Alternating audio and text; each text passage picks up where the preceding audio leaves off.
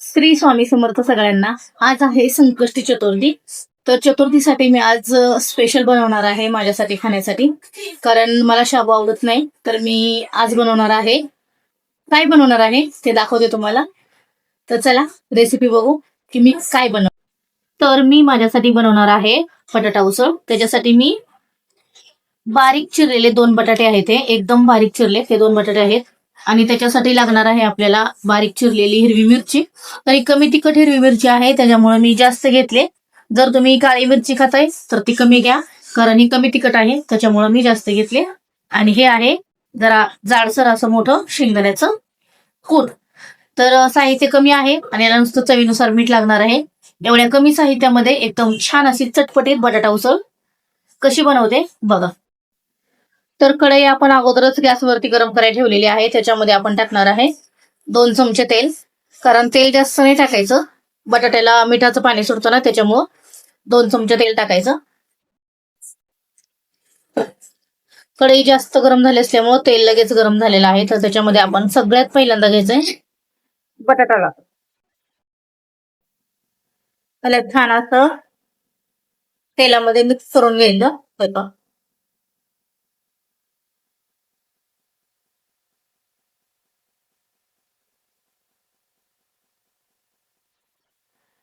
आणि आता याच्यामध्ये टाकायचं चवीनुसार मीठ.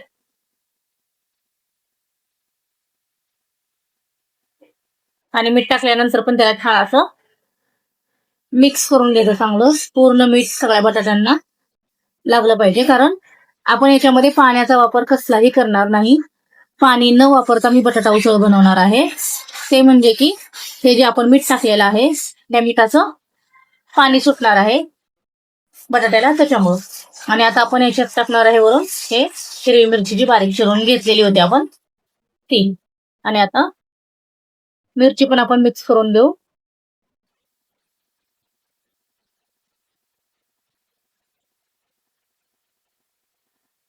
एकदम छान अशी मिरची मिक्स करून घेतलेली आहे. आता आपण याच्यावरती ताट झाकून ठेवूया, कारण हे चांगलं वाफलून निघलं पाहिजे, त्याला मिठाचं पाणी सुटलं पाहिजे. तर आपण हे एक प्लेट झाकून घेतलेली आहे त्याच्यावरती. त्याला चांगलं आपण कमी गॅसवरती 5 मिनिटं वापरून घेणार आहे. आपले आता 5 मिनिटं झालेले आहेत. आपण ताट काढून घेणार आहे. हे पहा, बघायचं ना कसं वापरलंय. अजिबात पाण्याचा वापर नाही. हे बघा, एकदम छान. बघायचं तुम्हाला ते भासते हाताला. हा, हे पहा, हे का एकदम पटकन तुटून निघते. हे पहा, आता मी याला हलवून घेते छान असं, कारण एकदम छान वापरून निघालेला आहे. त्याला आपण कसलाच पाण्याचा वापर केला नाही. हे बघा कसं बटाटा तुटतोय बघा, कसलाच नाही पाण्याचा वापर. एकदम छान आपण मिठाच्या आणि तेलाच्या पाण्यात वापरून घेतलेलं आहे. तर हे पहा, मी हे छान असं हलवून घेतले.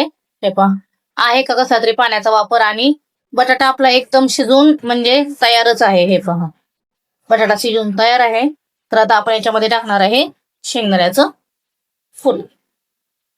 जसं तुम्हाला जास्त आवडतं जास्त टाका, कमी आवडतं कमी टाका. फक्त जाडसर टाकायचं, चव छान येते. तर आता हे मी छान असं मिक्स करून घेते. तर मी शेंगदाण्याचं कूट छान असं मिक्स करून घेतलंय.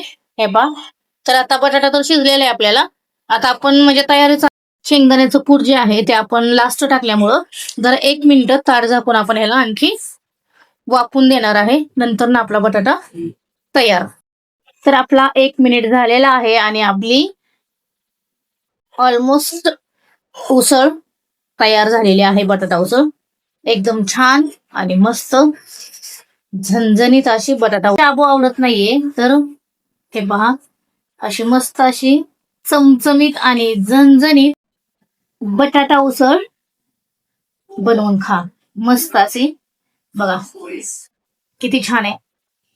कोणाकोणाला माझी ही रेसिपी आवडली त्यांनी माझ्या व्हिडिओला लाईक करा, व्हिडिओला शेअर करा आणि माझ्या YouTube चॅनेलला सबस्क्राईब करा. श्री स्वामी समर्थ.